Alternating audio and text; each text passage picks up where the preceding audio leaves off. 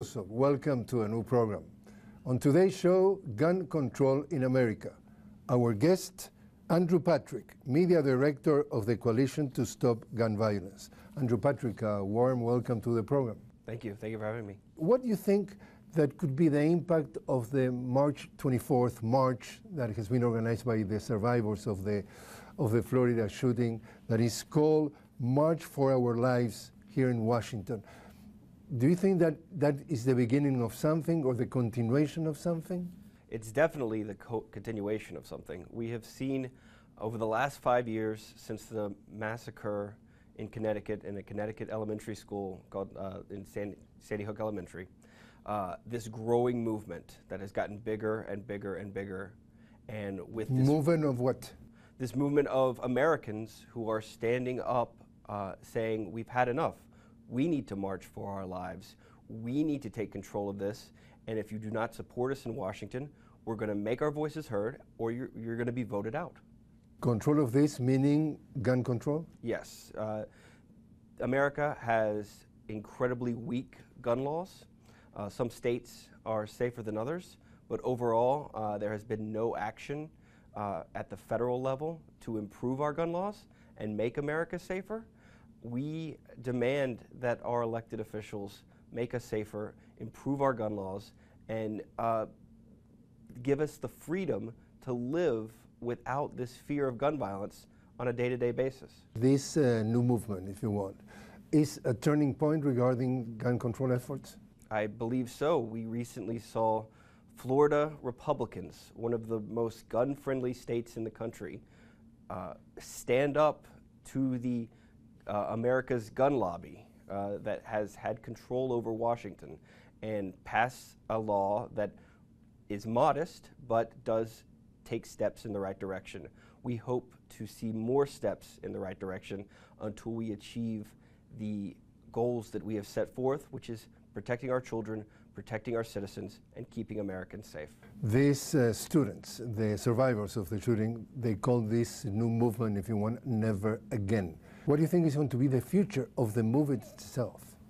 I think that we are going to see these students continue to stay involved. I think we're going to see Americans from all backgrounds, from all ages and races and ethnicities get involved in this movement and finally say enough is enough. We are tired of being shot at. We are tired of being hunted by dangerous people who have access to weapons of war, and they are going to effect change in this country. We have heard a lot of proposals, if you want, from President Trump. Do you think that any of the proposals that he mentioned could end up changing actual current legislation? I think there are. President Trump's proposals change from day to day. We've heard some good things. We've heard some very bad things, like arming teachers, that we disagree with. But he seems to want some sort of restrictions on keeping dangerous Americans from having easy access to guns. And with mental health problems? Not just mental health, but signs of dangerousness, people who are domestic violence offenders, people who have a history of violence towards animals or other people, have made threats, even people who are suicidal. There are laws out there that can remove guns from those situations before a tragedy occurs. And that's what we're working on in states across the country. So going back to my question, do you think that of everything that we have heard, something is going to materialize in changing legislation? I think the current Congress is not going to do anything. But the message will be sent next November when the people... Next November in the midterm elections. In the midterm elections, when people vote on this issue and they vote out the people who are failing to keep their citizens safe. So do you believe then that this is going to have an impact in that midterm elections in terms of the issues that are going to be center stage of the debate? I think it's going to be one of the major issues, one of the pillars of platforms. We've seen Republicans start to open up to changes. They sense the change is coming. But with all social movements, with all great efforts in this country, the civil rights, the LGBTQ, marriage equality, all these movements, the last people to get the message are the elected officials. Precisely. Let's talk a little bit about what the polls saying about the public opinion and then what's going on with the elected officials. Public opinions are telling that 7 out of 10 Americans want tighter, stronger gun control. 71% of people after the shooting in Florida say that they want to have stricter gun control versus 52% when it happened, the shooting in October in Las Vegas. So it has been an increase of demand of gun control. The other side of the story, the National Rifle Association that puts together the manufacturers of guns. These people, very strong lobby, or the strongest lobby here in Washington, are paying Donald Trump campaign $30 million in contribution. John McCain, 7.7 according to the New York Times. For example, Marco Rubio from the state of Florida, where the shooting took place, 3.3 million, and so on and so forth. And not only to the congressman here in Washington or the people like in the White House, all over the country and all over the states. The skeptics are saying the NRA has bought all the politicians, so they rule in their favor. The public opinion is saying we want changes. Who is ruling this country? Who is running this country? The people or the NRA regarding this issue? It's definitely the people, and one of the main points that the students have come out with is if you take money from the NRA, if you accept an NRA endorsement, we're going to vote against you. That is a growing opinion in this country. The NRA is not popular. They have introduced fringe ideas trying to normalize guns in our society, and they wield a perceived power in Washington that the American people are going to vote against, and if you stand with them, you're going to be voted out. So let me try to put an analogy. There is this police station that practice police brutality. There's a police agent, official in the street that beats you. Are you going to report the brutality to the same police station that they practice a thing? So you're expecting the public opinion to rule the country when everything indicates that it's contaminated, corrupted? I don't think the American people are corrupted. Let me ask you this question. You hear the national anthem.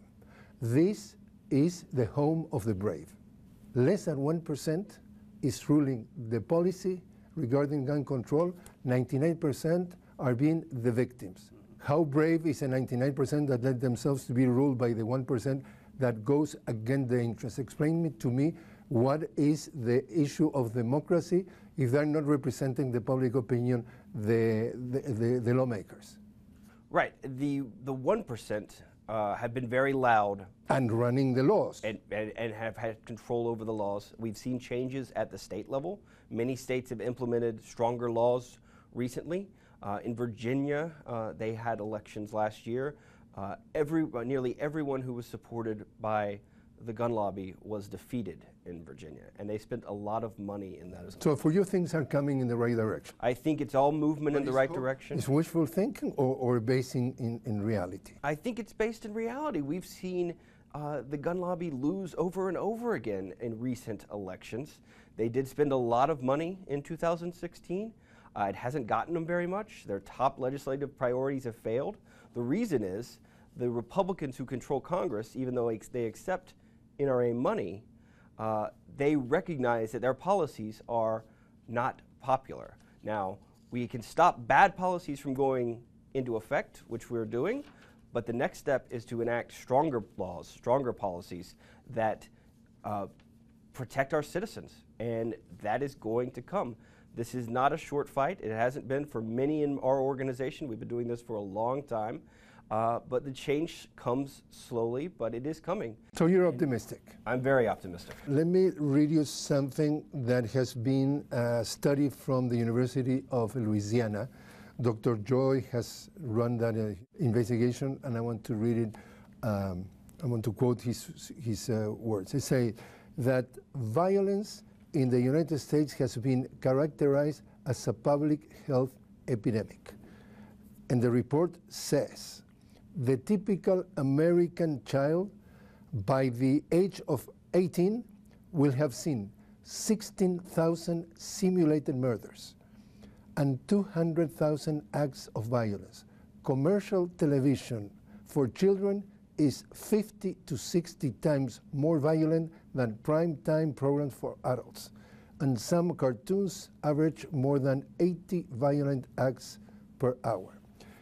There's a theory that the US not necessarily have just a gun control problem. It has a violence problem. This is a violent society that goes up to guns to materialize the violence. Why you think that is all that violence promoted in the everyday life in the US that it does not happen in the rest of the world? See, that aspect is not unique to America. Other countries have violent movies. Okay, so you're telling me that you have two people that are sick and therefore we're talking about sickness. I'm talking about America. How you justify that this country is violent up to this point? I have seen no studies that indicate our television or music or movies or video you're games. Questioning this? I have not seen that study. Okay, so what I'm saying is you're questioning this. Well, I have to look at the study. So you don't believe that the U.S. society is a violent society? I believe that's not the unique aspect. The unique aspect is the... I'm not asking you if it's a unique aspect. I'm asking you if it's not a violent society. I don't think it's overall a violent society. Okay, what about wars? What about guns in the world? Let me give you some figures, okay? U.S. 5% of the total population of the world, 31% of the mass murders crimes. 5% of the world population, 50% of all the guns in civilian hands. Guns that are used also to export to fight wars. It's not a violent society? Well, it's a society that has an ease and availability, easy access to guns. So we have weak laws. Okay, so therefore the reason that people are obese or fat is the producer of sugar cane. So the fact that you are violent is a result that you can grab a gun because it's at hand. What about the principle of being exposed permanently on a regular basis to solve the problems via violence? Is not the case that is reported here in this study? Well, we can certainly take a look at violent aspects of cultures. I think there is a... But it's not the essence of the whole thing? Absolutely not. Like other countries have violent video games. Other countries I'm have not talking violent, about other countries, but they have the same things. What makes us different is our lax gun laws that we have dangerous people have easy access to. That's what builds the violent society, is giving people a tool to murder a lot of people in a short period of time. That does not happen in other countries. So in that case, you have a health and mental health problem? Are we the only country with mental illness? But We're not. But this invitation is to talk about America. If you want, we can do another program about the rest of the world. I'm asking you as an American who has born and lived here, and you go to the movies, and you see the previews, and it's one violent scene after the other. That is happening in your country, not in my country or in the other parts of the world. I think other countries have violent movies as well. What we have that's different is a influx of weapons that are used to kill. And people can get those weapons easily. Sometimes they don't need a permit. Sometimes they don't have background checks. That is what separates us. That is what is the essence of the problem. When you start blaming aspects of culture, it is scapegoating. When you start blaming mental illness, it's scapegoating. The studies show that less than 5% of those with mental illness are prone to interpersonal violence. What about regulations? We need stronger regulations. And what are you waiting for? Well, we're waiting for Congress to change is the first part.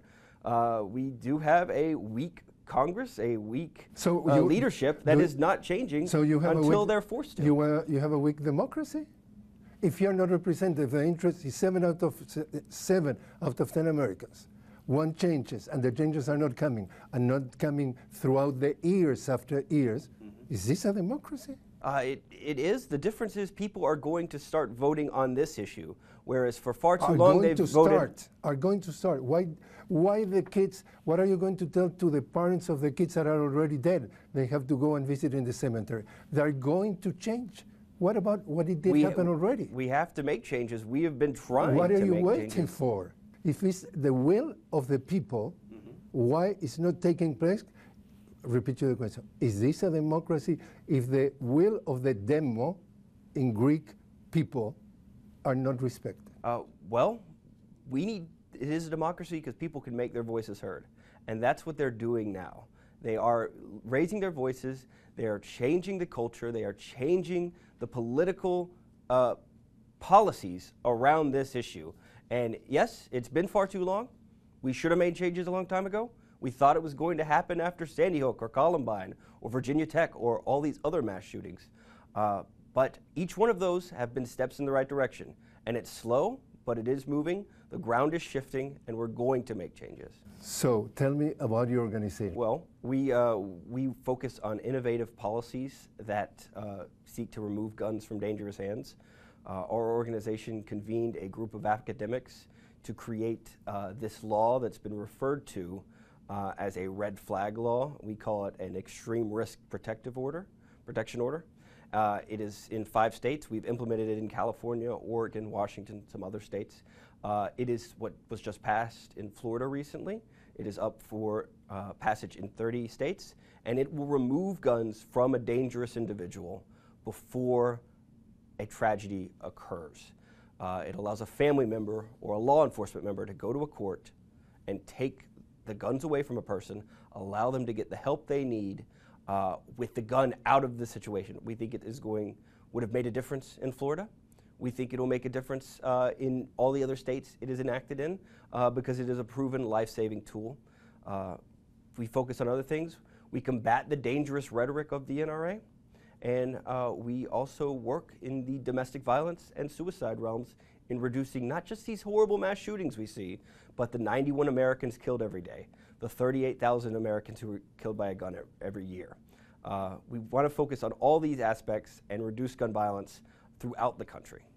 In the case of mental health, we have seen that President Trump was proposing a reduction on the budget regarding mental health care.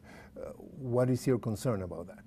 We think Americans need access to mental health care and health care in general.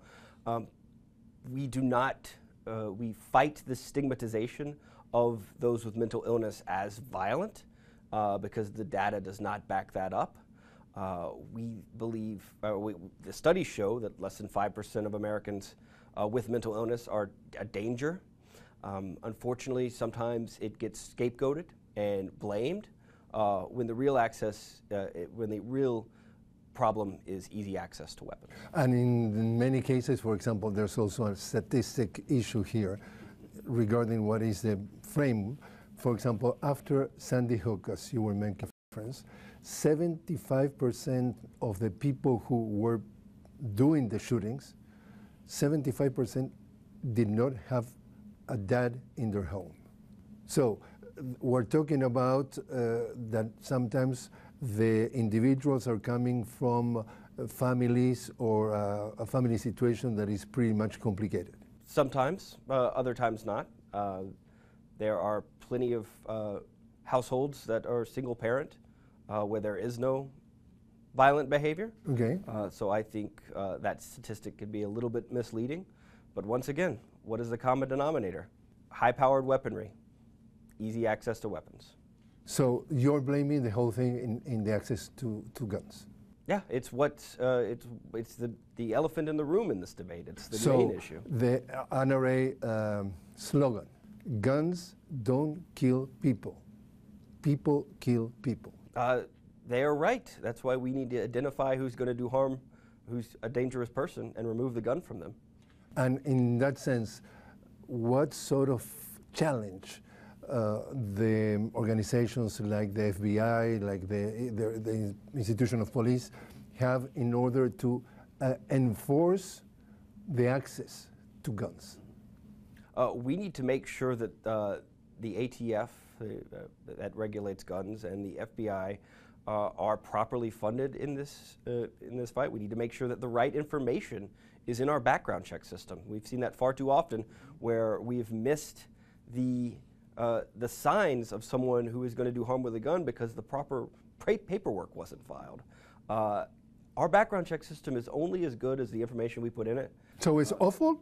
It's not awful, but it can certainly be better. We're missing far too many, and I think But we've seen that. what you need to hear or needs to happen for you to be extremely tough with a situation that is killing your fellow Americans? And you say, we have to, we should. Well, why not? It's not the case already. Well, I'm not a lawmaker. I'm pushing lawmakers. But you could be the victim of a shooting in the corner. You leave this office, you leave this studio, and you could be killed in the.